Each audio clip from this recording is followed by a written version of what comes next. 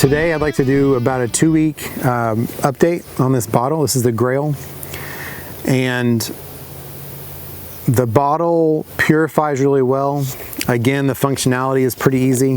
One thing that I think is really important is this top needs to be off or probably loose while you're pushing down so the air can escape out. Otherwise the air can't go anywhere, then the water can't go anywhere. One thing that I have learned this last week that is a good lesson for anyone interested in this that's gonna fly. I took this flying this last week and went through security, so obviously it was empty. And I mean, there was a few drops, but like in algae or anything else, I mean, I still haven't filled it up and there's still a couple of drops in there. And I even opened this up before I went through security just to make sure it was empty. And there was nothing in it. There was just some moisture. And then we were taking off and the cabin pressurized. We were, ascending to our altitude, and water started coming out of the overhead bin and dripping down. And it was really strange because I thought, well, how can that be? And because I knew my Nalgene, that's not an issue.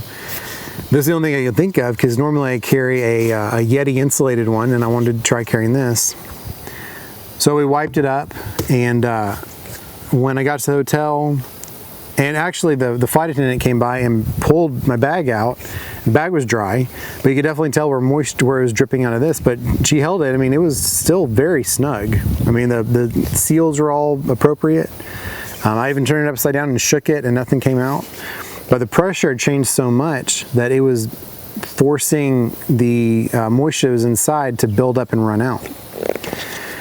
I got to the hotel and I took it and I emptied it out, and what was interesting is when I pushed this down, again empty, I took this, and as the pressure, when water would be in there, was pushing it out, water was filling up inside that filter. One thing to remember is if you're gonna fly, even though this is empty, that filter apparently holds quite a bit of water, because it drained out on the plane through the bin. Then I got to the hotel, pushed it down empty, and water came in, probably about half an inch of water. Did it again, and it was another probably ½ inch or ¼ inch of water. So that's a lot of pressure, that's a lot of water that comes out. So that's just something to remember.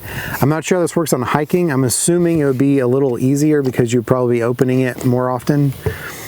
But that's something to consider, is this is definitely not good to take on an airplane.